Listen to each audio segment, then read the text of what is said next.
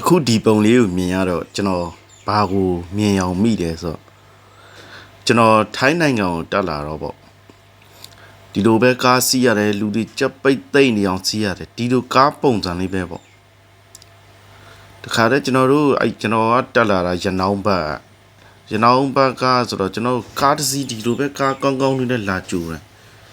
ကြိုတော့ကျွန်တော်တို့ချိန်မှာတော့ဒီလောက်ထိလူတွေမကြက်ဘူးပေါ့ကျွန်တော်တကယ်ချင်း၄ယောက်ကိုကားလေးနဲ့လာကြိုတာကားလေးနဲ့အဆင်ပြေတယ်ပေါ့တိတ်မကြောက်ဘူးကျွန်တော်တို့စီအုံးချံတခုတည်းကအိမ်အဟောင်းကြီးတခုကျွန်တော်တို့ခေါ်သွားပြီးတော့အိမ်ထဲကိုကျွန်တော်တို့ထည့်ခဲ့တယ်ဗျထည့်ခဲ့တော့အိမ်ထဲမှာဆိုရင်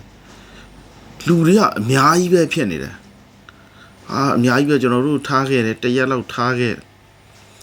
ရေထဲတောက်စရာမရှိစားစရာလည်းမရှိဒီတိုင်းပဲနေခဲ့ရတာပေါ့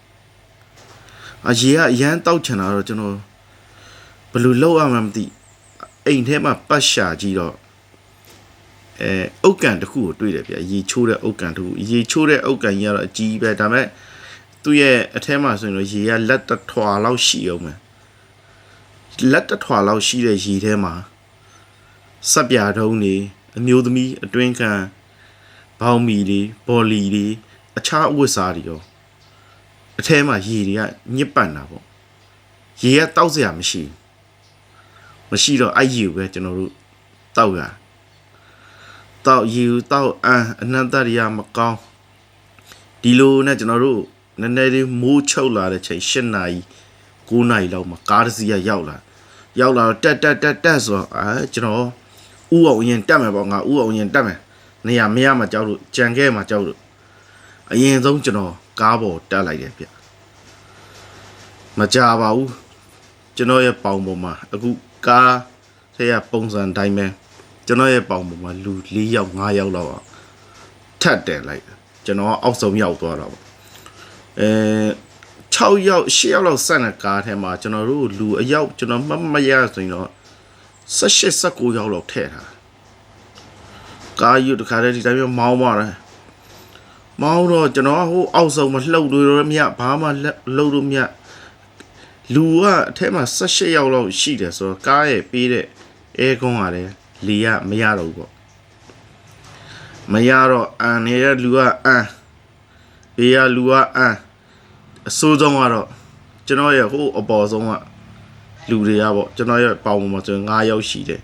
အဲ့ပေါင်ပေါ်က9ယောက်အပေါ်ဆုံးကလူကပေါ့ချတာကျွန်တော်မျက်နှာကိုဘတ်တွေကစီးကြတာပေါ့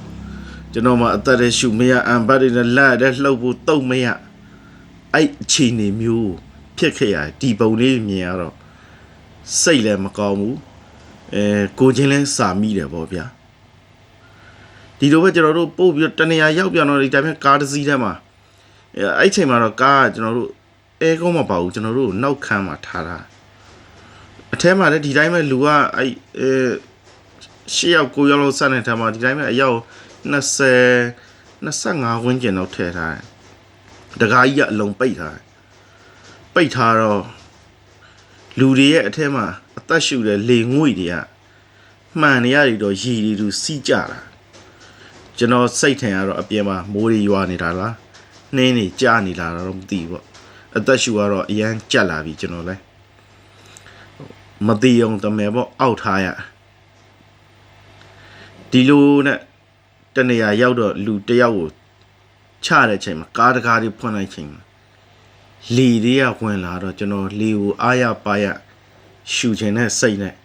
ခေါင်းလေးကိုအပြင်ထုတ်ပြီးလေရှူလိုက်တဲ့ချိန်မှာပဲမရပေါ့ကျွန်တော်ကိုပွဲသားသူကင်ထားတဲ့တုတ်ချောင်းနဲ့ခေါင်းခွန်းနဲ့ဆိုချတယ်